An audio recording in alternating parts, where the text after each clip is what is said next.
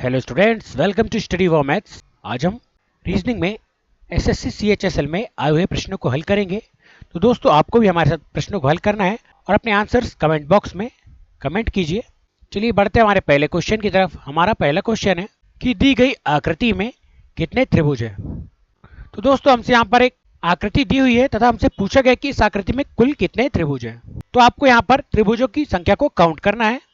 तो बहुत ही simple way में इसको सॉल्व करते हैं दोस्तों। चलिए यहाँ पर हम त्रिभुज काउंट करते हैं। तो यहाँ पर हम सबसे पहले देख सकते हैं कि यहाँ पर ये इसको हम मान लेते हैं, यह एक पहला त्रिभुज हो गया, यह दूसरा त्रिभुज हो गया और ये एक बड़ा पूरा एक तीसरा त्रिभुज हो गया।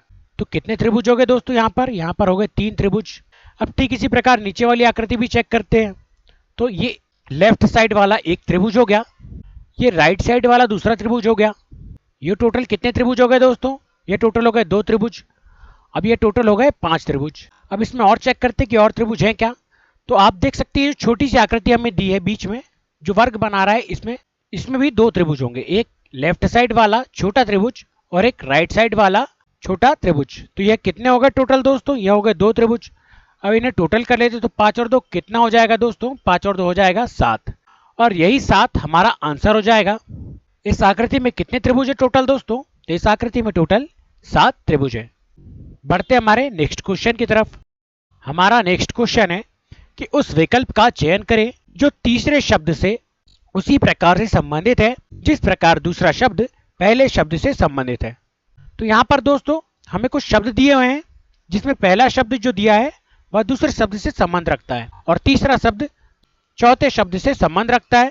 तो इस प्रश्नवाचक चिन्ह के स्थान पर क्या आएगा यह हमें बताना है। तो चलिए यहाँ पर लॉजिक का प्रयोग करते हैं कि यहाँ पर है एटीएम और यहां पर दिया हुआ है बैंक। तो बैंक का एक यंत्र क्या है दोस्तों? एटीएम है, जो बैंक के कार्यों में प्रयोग में आता है। तो ये क्या हो गया दोस्तों? बैंक का एक संसाधन हो गया दोस्तों एटीएम। तो इसी प्रकार एम्बुलेंस किस चीज में प्रयोग की जाती है दोस्तों? तो एम्बुलेंस अस्पताल में प्रयोग की जाती है। तो अस्पताल का संसाधन हो जाएगी दोस्तों जो अस्पताल में प्रयोग की जाती है। तो यहां पर हमारा आंसर क्या हो जाएगा दोस्तों? अस्पताल।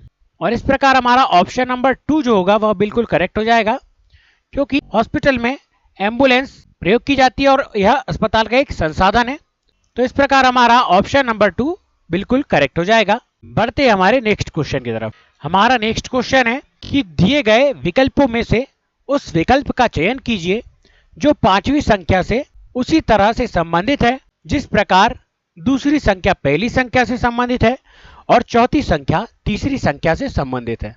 तो दोस्तों इस बार हमें यहाँ पर 6 संख्याएं दी हैं, पहली, दूसरी, तीसरी, चौथी और पांचवी, छठी। और इस छठे नंबर पे क्या संख्या आएगी हमें बताना है। तो चलिए यहाँ पर लॉजिक ढूंढते हैं कि यहाँ पर क्या लॉजिक प्रयोग किया गया है। तो यहाँ पर हम देखते हैं दोस्तों कि 17 का टेबल हम पढ़ें तो 17 दूनी 34 और 17 तिया 51। तो 3 बार पहाड़ा पढ़ने पर हम 48 से आगे निकल गए और 48 कितना अधिक है 51 से? तो 3 अधिक है। तो यहाँ पर एक सिंपल सा लॉजिक लगाया गया है दोस्तों कि 17 गुणा 3 यहाँ पर किया गया है, 17 तिया 51 और उसमें से -3 किया गया है दोस्तों। तो उसे कितना प्राप्त हो गया? उसे प्राप्त हो गया 48। अब दूसरी संख्या भी ठीक इसी प्रकार चेक कर लेते हैं कि 23 गुणा 3 कितना होता है दोस्तों? 23 गुणा 3 होता है 69। कितना होता है दोस्तों? 69। और 69 में से यदि हम 3 माइनस करें तो यहाँ पर कितना होता है दोस्तों? यहाँ पर होता है 66। तो हमारा लॉजिक यहाँ पर परफेक्ट काम कर रहा है दोस्तों। अब 15 को भी हम इसी प्रकार सॉल्व करते हैं कि 15 गुणा 3, तो 15 तिया होता है 45 और 45 - 3 यदि हम करें तो हमें कितना प्राप्त होगा? हमें प्राप्त होगा 42 और यही 42 हमारा आंसर हो जाएगा दोस्तों। इस प्रकार हमारा ऑप्शन नंबर 4 जो होगा वह बिल्कुल करेक्ट हो जाएगा। तो यहाँ पर क्या हुआ है दोस्तों कि उसने एक संख्या में 3 का गुणा किया और जो संख्या प्राप्त हुई उसमें से -3 कर दिया और इस प्रकार का लॉजिक इन तीनों संख्याओं में प्रयोग किया गया है। बढ़ते हमारे नेक्स्ट क्वेश्चन की तरफ।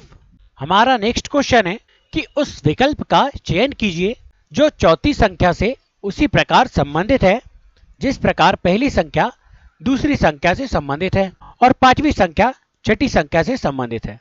तो यहां पर भी दोस्तों हमें 6 संख्याएं दी हैं जिसमें 19, 361, प्रश्नवाचक चिन्ह 576, 6 और 36 दिया है। तो चलिए यहाँ पर लॉजिक ढूंढते हैं कि यहाँ पर क्या लॉजिक लगाया जा सकता है। तो यहाँ पर है दोस्तों 19 और यहाँ पर है 361। तो हमें यहाँ पर यह समझ में आ रहा है दोस्तों कि यह 361 जो है एक वर्ग संख्या है अर्थात 19 का वर्ग होता है 361। अब 6 और 36 को भी चेक कर लेते हैं, तो 6 का वर्ग कितना होता है दोस्तों? 6 का वर्ग होता है 36, 6 6 36। तो यहाँ पर जो 576 हमें दिया हुआ है दोस्तों, 576 भी एक वर्ग संख्या होगी, अर्थात किसी ना किसी का वर्ग होगा। तो 576 किसका वर्ग है दोस्तों? 576 वर्ग है 24 का।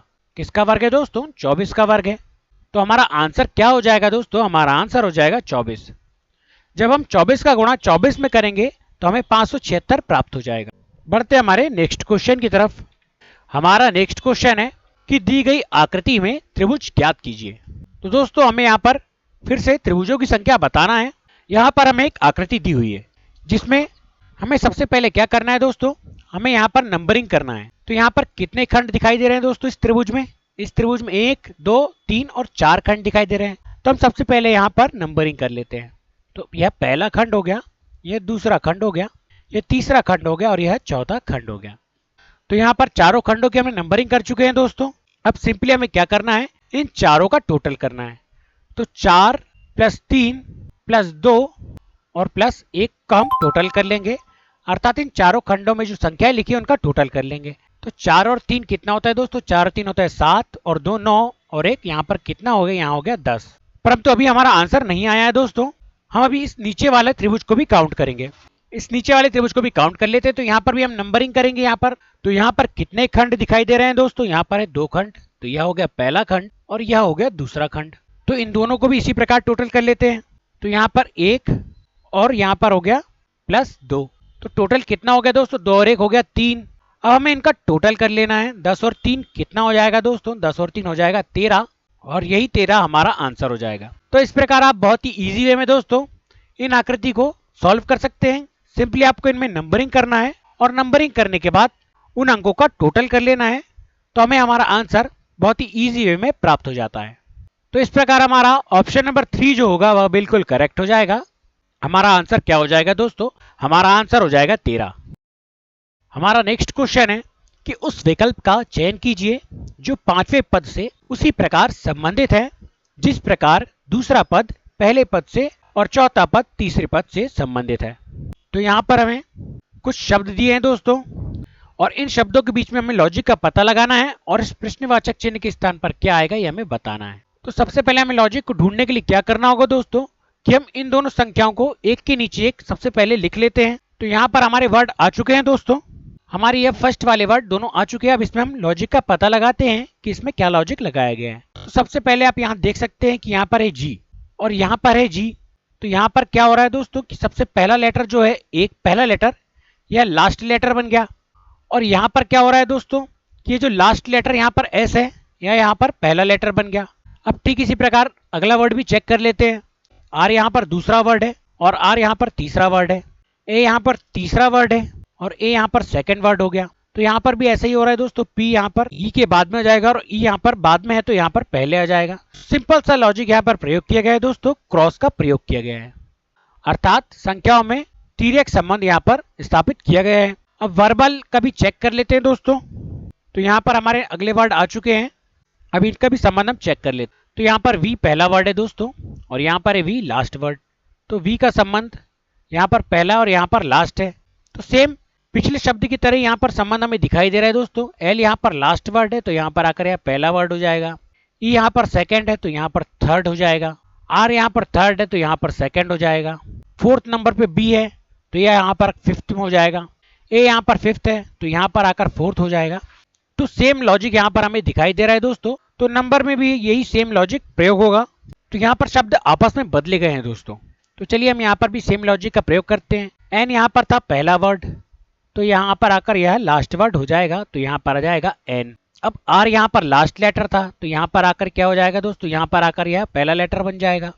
यू यहाँ पर सेकंड है तो यहाँ पर थर्ड हो जाएगा। एम यहाँ पर थर्ड है तो यहाँ पर आकर सेकंड हो जाएगा। अब बी यहाँ पर फोर्थ है तो यहाँ पर फिफ्थ हो जाएगा और यहाँ पर ई फिफ्थ है तो यहाँ पर आकर फोर्थ हो जाएगा। तो ये हमारा आंसर आ चुका है दोस्तों। सेम लॉजिक का प्रयोग हमने नंबर में भी किया है और हमारा आंसर क्या आ गया दोस्तों, R M U E B N. तो ये हमारा ऑप्शन नंबर 3 दिखाई दे रहा है। तो ये हमारा ऑप्शन नंबर 3 बिल्कुल करेक्ट हो जाएगा। तो इस प्रकार आप बहुत ही इजी वे में इन प्रश्नों को सॉल्व कर सकते हैं दोस्तों। यहाँ पर सिंपल सा लॉजिक क्रॉस का प्रयोग किया गया है। चलिए बढ़ते हमारे नेक्स्ट क्वेश्चन की तरफ। हमारा नेक्स्ट क्वेश्चन है, यह डाइस का क्वेश्चन है दोस्तों।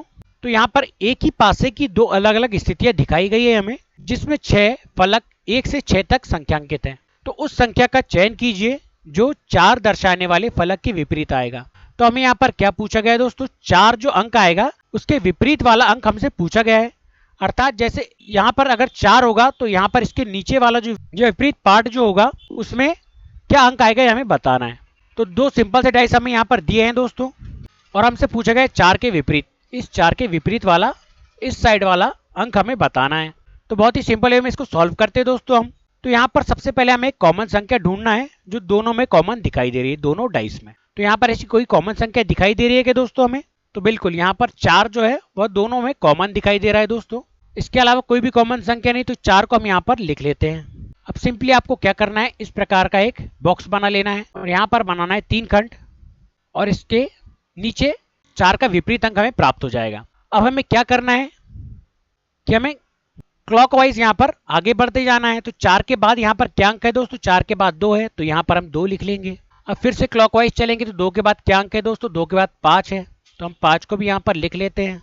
अब यहाँ पर भी सेम हम वही ट्रिक का प्रयोग करेंगे कि यहाँ पर भी हम क्लॉकवाइज चलेंगे। तो 4 के बाद क्या है दोस्तों, 4 के बाद है 6, और 6 के बाद क्या है दोस्तों, 6 के बाद है 3।